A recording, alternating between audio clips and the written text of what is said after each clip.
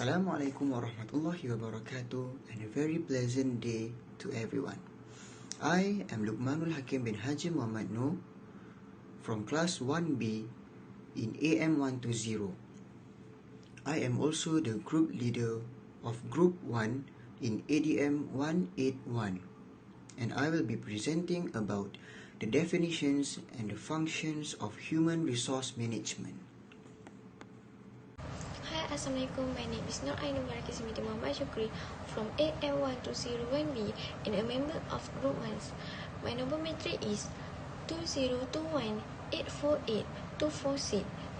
So, I will presenting about introduction of human resource management and conclusions. Thank you. Assalamualaikum warahmatullahi wabarakatuh. My name is Fathul Ameen bin Abdul Rahman.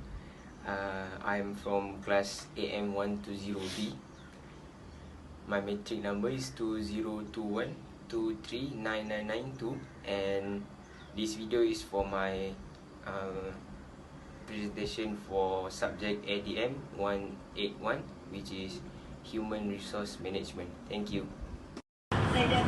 Hi, Assalamualaikum. My name is Nur Shabrina Chong. My matrix number is 2021203814, and I will be presenting the literature review for the courses of ADM181 Human Resource Management. Thank you. Assalamualaikum and hi. My name is Alfiqah Adira Binti Nohan. My matric number is 2021625206.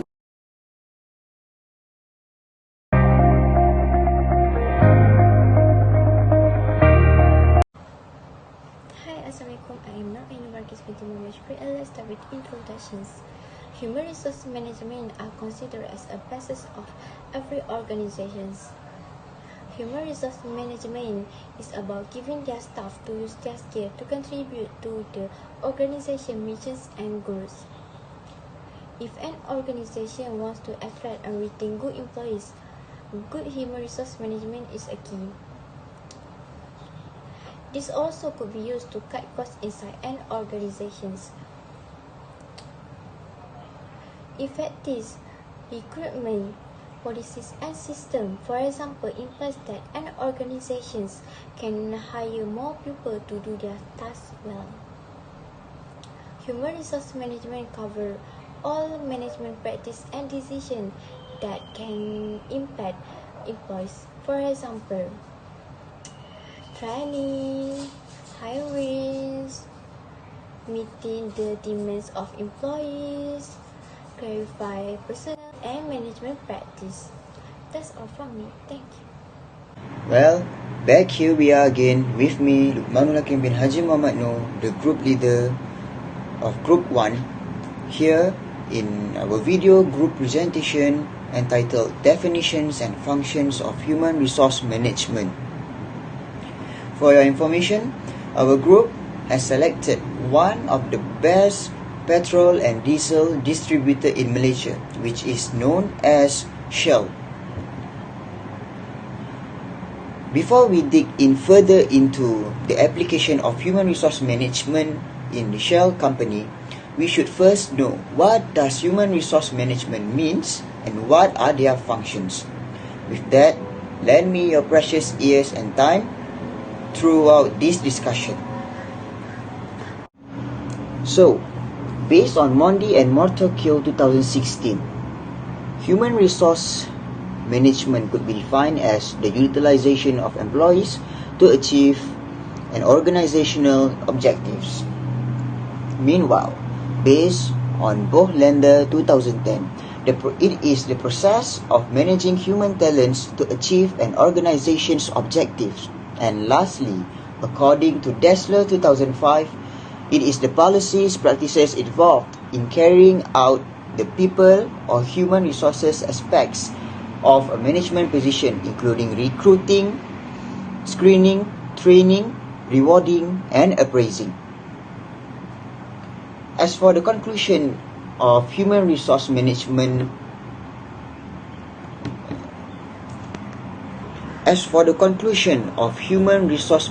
definition, I am pretty sure that it is clear for us to understand that human resource management is generally an activity to exploit the very maximum potential of each job holders in an organization for the sake of the company and the betterment of an organization. Moving on, we have the human resource management functions. This is a crucial part in human resource management because it is very vital part for us to understand what are their functions. The first function of human resource management is staffing. Under the category of staffing, there are 4 subcategories that are important. Firstly is human resource planning. Human resource planning is the continuous process of systematic planning ahead to achieve an optimum use of an organization's most valuable asset. For example, is demand forecasting. Demand forecasting is the process of deciding what positions the firm will have to fill and how they are going to do it to fill the place for the future. For example, it is also a process of systematically reviewing human resources requirements to ensure that the required number of employees with the required skills are available when needed. Next is job analysis. Job analysis is a process of gathering and analyzing information about the content and the human requirement of jobs. Job analysis is specifically created for the people that are searching for jobs so that they know what are the requirements that they need to apply for the job. Thirdly, under the category of staffing is requirement. Requirement is the process of identifying, attracting, interviewing, selecting, hiring, and onboarding employees. Lastly is selection. Selection is an activity that involves choosing between applicants for jobs and eliminating unsuitable. The phase of selection is usually done during the interview session, where an interviewee could determine whether is he or she overqualified, underqualified, or just fairly suitable for the job. Moving on, the second function of human resource management is human resource development, HRD. Same goes with staffing. Human resource development also have 4 subcategories that plays a vital role in human resource development. First things first is training and development. Training and development is a system used by an organization to improve the skills and the performance of an employee in order to make sure that they keep on upgrading their performance for the company and not staying at the same place for a long period. Secondly, we have career planning and career development. Career planning and career development is the process of selecting career goals. Thirdly, we have performance appraisal. Performance appraisal is a process of analyzing an employee's worth as well as contribution to the job. Cut to the chase, performance appraisal is very important for the employees because this is the proof that shows they are being appreciated by the company for their hard work all these years. Lastly is an organization development. Organization development changes and improve of the processes and structures that are part of the human resources responsibility. This is to ensure that the company keep on growing and to accumulate the best profits that they can do. Thirdly, compensation and benefits also falls under the functions of human resource management. The compensation, also known as salary and other monetary and non-monetary benefits passed by a firm to its employees as a sign of appraisal. Fifthly, we have the employee and labor relations. Employee and labor relations are concerned with preventing and resolving problems involving employees which stem out or affect work situations.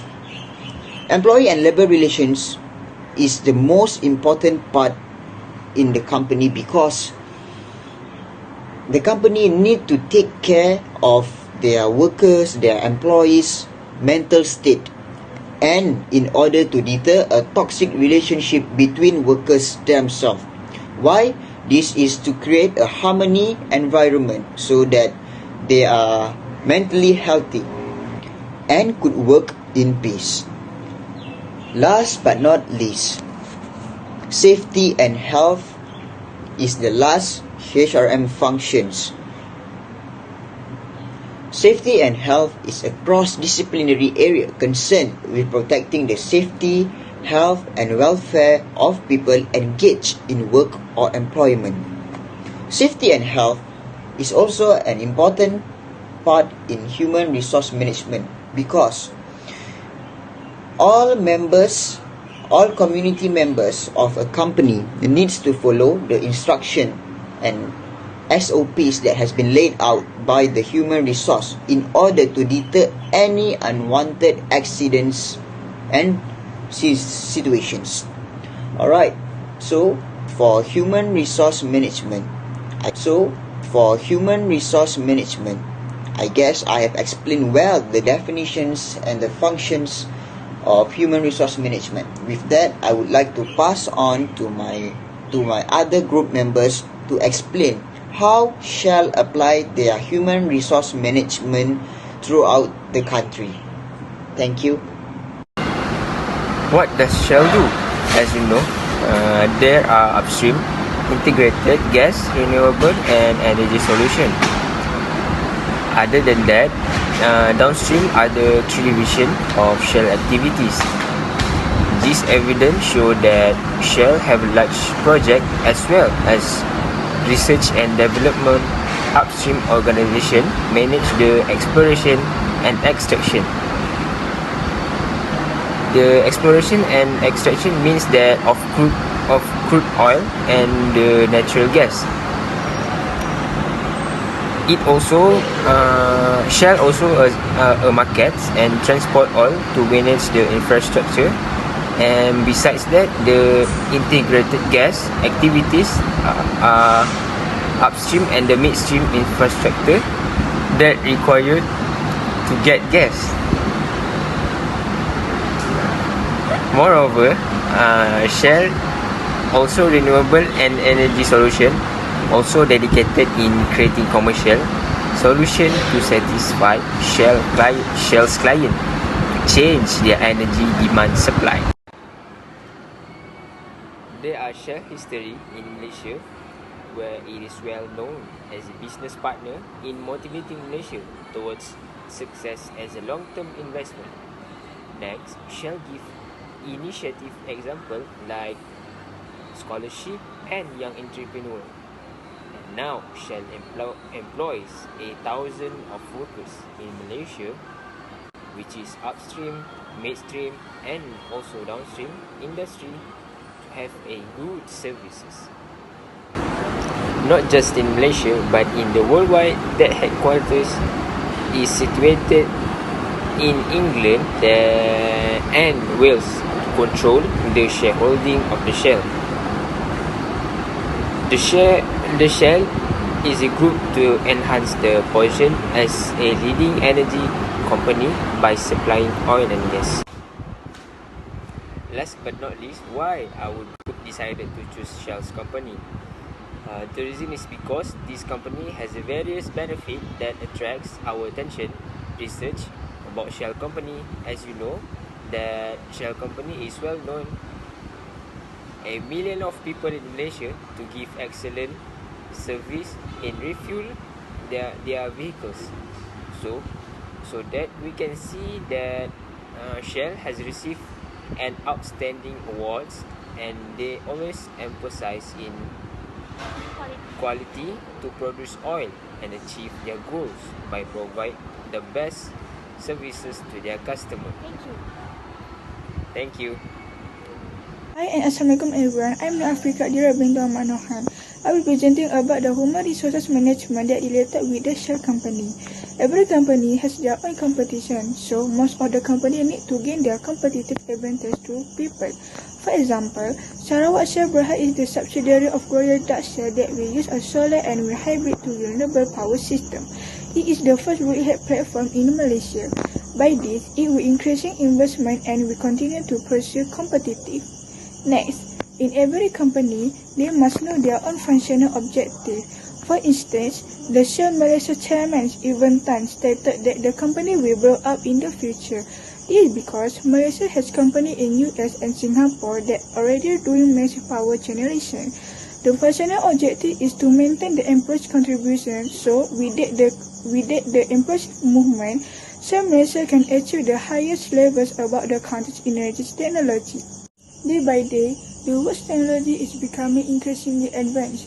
One of the challenges to the company is embracing the new technology. Shell Malaysia has definitely played an important role in the country in contribution to the domestic oil and gas industry. For information, Shell Malaysia has recovered the resources for uncontaminated gas that does not contain carbon dioxide. So from that, Shell is looking into biofuel for the transport industry.